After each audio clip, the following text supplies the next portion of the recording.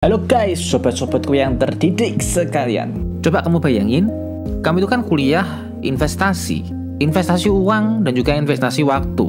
Kamu nggak ngelakuin apapun, kamu pakai waktu dan uangmu itu buat belajar, mencari selembar ijazah. Tapi kebayang nggak sih, waktu kamu ntar lulus, kamu bakal cari kerja. Dan kenyataannya lamaranmu di banyak perusahaan itu sulit banget diterima. Malah kenyataannya ada beberapa perusahaan yang udah nolak kamu dari sisi administratif doang. Rasanya malang banget dan sedih ya kalau itu beneran nimpa diri kamu. Jadi di video kali ini gue bakal bahas jurusan-jurusan yang sebenarnya itu kalau dibilang jurusan yang jelek tuh enggak. Tapi kalau dari data, jurusan-jurusan ini adalah jurusan yang paling banyak menganggur atau yang paling sulit diserap di dunia kerja. Oke, buat kamu yang belum subscribe channel ini, jangan lupa buat subscribe channel ini. Buat kamu yang suka konten ini, jangan lupa buat like videonya. Buat kamu yang merasa konten ini bermanfaat, juga jangan lupa buat share videonya. Aktifkan notifikasi buat mendapatkan konten seperti ini selanjutnya ya.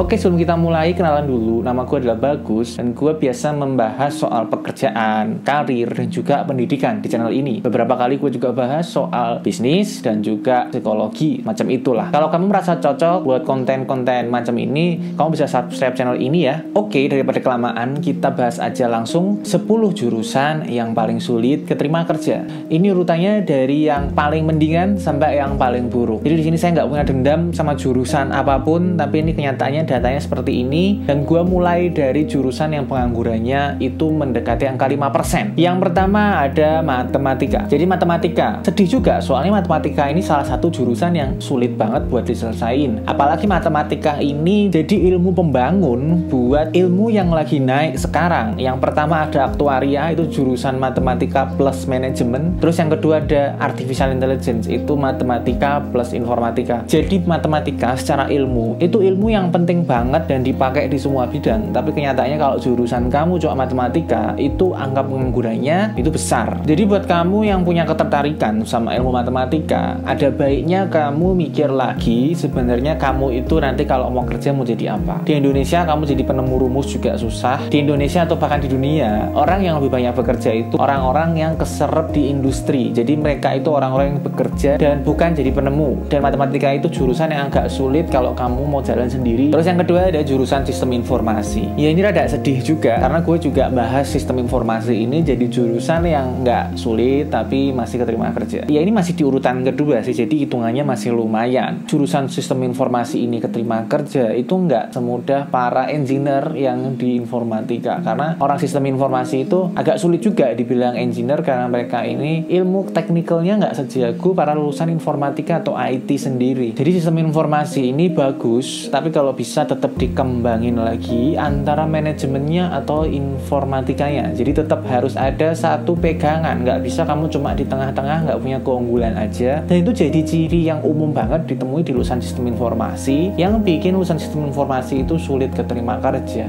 Terus yang ketiga ada jurusan arsitektur. Arsitektur ini sedih banget, soalnya arsitektur ini termasuk jurusan yang paling susah buat dilulusin. Jadi ini jurusan yang bikin mahasiswanya tipes, bikin mahasiswanya begadang sampai minggu-mingguan. Tapi kenyataannya di dunia kerja, perusahaan yang butuh arsitek buat bekerja di tempat mereka itu emang nggak sebanyak itu. Jadi kebanyakan arsitek yang sukses itu bikin firm sendiri, kerja untuk diri mereka sendiri, ngerjain proyeknya mereka sendiri. Jadi istilahnya arsitek yang sukses adalah arsitek yang jadi pencipta lapangan kerja atau yang bekerja sendiri. Padahal kenyataannya kan kalau kita ngomong kebanyakan orang bekerja itu bekerja untuk orang kan. Jadi arsitek yang sukses itu sukses banget, tapi ya nggak banyak yang bisa sukses, dan yang nggak sukses itu banyak yang nganggur. Terus yang keempat ada jurusan geografi. Jurusan geografi ini ya kalau kita ngomong emang ilmu yang menarik banget. Salah satu topik yang banyak dibahas di YouTube atau di dokumenter itu kan pasti geografi. Apalagi Omar di Kulpi banyak bahas soal geopolitik. Jadi salah satu ilmu yang kalau kita pelajari pelajari menarik. Tapi kenyataannya kalau kamu mau cari pekerjaan dengan ilmu geografimu aja itu agak sulit. Jadi rada beda sama jurusan geodesi, geologi. Ini geografi ini benar-benar lebih ke ilmu yang sifatnya teoritis. Dan ini nggak segampang istilahnya geodesi atau geologi itu untuk cari kerja. Geografi ini biar sama-sama geo tapi nasib mereka itu nggak sama ya sama geo-geo yang lainnya. Jadi bisa dibilang ya memang geografi ini terlalu umum, nggak terlalu spesifik mempelajari ilmu apa yang bisa jadi daya saing mereka buat masuk ke dunia kerja. Terus di jurusan kelima ada seni. Jurusan seni ini memang rada sulit karena orang masuk seni itu pasti punya impian pengen jadi artis, pengen jadi musisi, pengen jadi pelukis. Tapi kenyataannya jurusan seni itu termasuk jurusan yang memang mencetak pengangguran yang besar. Ya soalnya kalau kamu menjadi musisi, menjadi artis itu nggak harus kamu kuliah di bidang seni. Coba kita lihat kenyataannya musisi, artis yang dinilai sukses itu ya artis, musisi yang bisa merangkul atau meraih banyak penonton, banyak views. Jadi nggak karena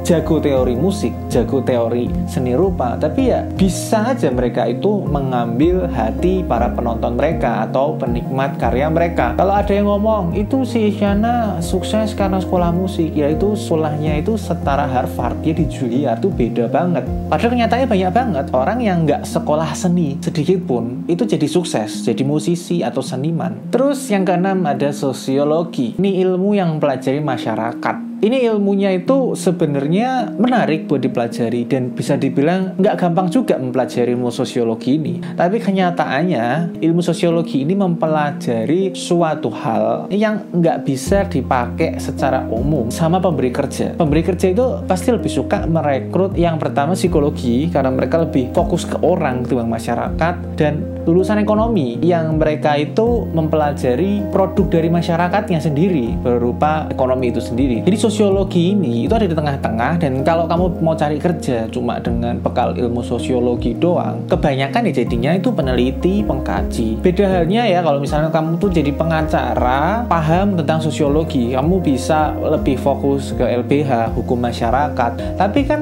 kalau kamu cuma paham masyarakatnya doang, kamu tuh nggak punya suatu hal yang bisa ditonjolkan buat kamu cari kerja. Terus yang ketujuh ada ilmu pemerintahan. Jadi ilmu pemerintahan ini itu jurusan yang memang dicetak untuk masuk ke pemerintahan. Tapi yang perlu kamu tahu, yang namanya posisi di pemerintahan itu terbatas, dan tiap tahun lulusan ilmu pemerintahan itu lulus dan mereka semua cari kerja. Jadi bisa dibilang ya ilmu pemerintahan ini tuh ya kalau kamu mau jadi PNS ya cocok banget. Kalau kamu nggak ada ikatan dinas PNS, ilmu pemerintahan ini tuh bakal rada kesulitan cari kerja. Kebanyakan sih mereka masuk di lembaga sosial, non-profit, dan itu juga terbatas. Soalnya kebanyakan kita kerja itu kan di perusahaan ya, bukan di pemerintahan. Lah ilmu pemerintahan masuk perusahaan tuh korelasinya tuh kecil, jadi rada sulit juga buat orang dari lulusan ilmu pemerintahan ini. Apalagi kalau dia nggak punya keahlian di bidang lain, itu buat mencari kerja pasti mereka akan sulit bersaing sama jurusan-jurusan lainnya yang lebih dibutuhin sama perusahaan. Terus kedelapan ada jurusan ilmu komputer atau informatika. Ya ini mungkin buat kalian itu rada mengagetkan, rada menyedihkan, tapi kenyataannya ilmu komputer itu adalah jurusan yang sulit keterima kerja. Kenapa? Soalnya lulusan ilmu komputer itu banyak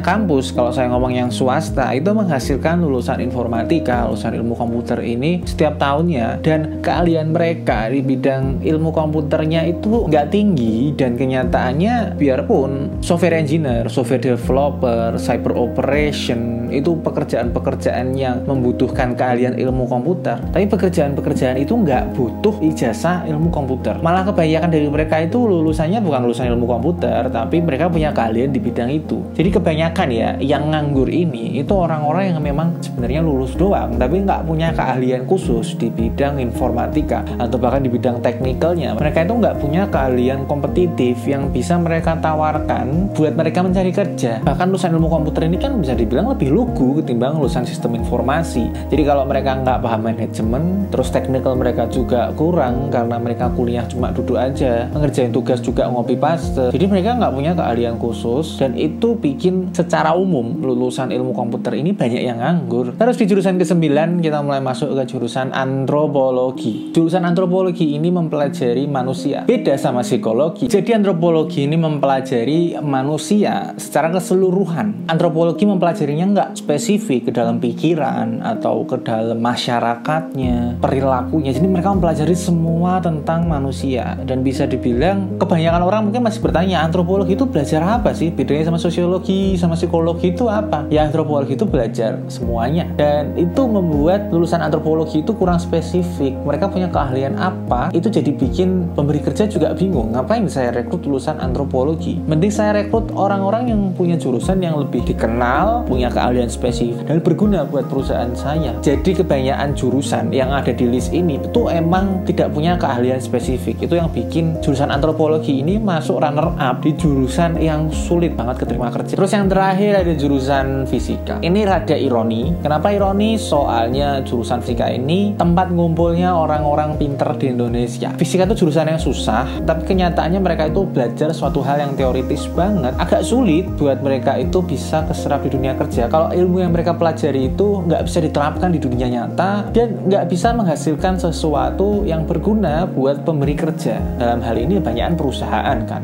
Jadi fisika ini kebutuhannya dikit banget. Memang sih dibutuhkan, tapi dikit yang keterima kerja. Dan banyak juga yang lulusan fisika ini bekerja itu nggak di bidang mereka. Padahal kuliahnya susah, tapi di dunia kerja mereka ya kalah jauh sama yang misalnya teknik atau bahkan kimia. Coba kamu bayangin, fisika itu kalau kerja jadi apa? Pasti jawabnya fisikis. Fisikis itu apa? Fisikawan. Kerjaannya apa? Di mana kerjaannya? Di Indonesia pakai apa enggak? Ya sesulit itu fisika itu. Itulah kenapa dia jadi juara di jurusan yang paling sulit diterima kerja. Jadi kurang lebih itu list dari gua ya. Kalau memang ada pertanyaan tulis aja di komentar. Kalau kamu suka video ini jangan lupa buat like videonya. Kalau kamu nggak suka, merasa saya ada dendam sama jurusanmu, ya dislike aja nggak apa-apa. Buat kamu yang belum subscribe channel ini, jangan lupa buat subscribe channelnya. Kalau kamu merasa konten ini bermanfaat, jangan lupa juga buat share ke temenmu yang kira-kira butuh video ini. See you in the next video. Bye-bye.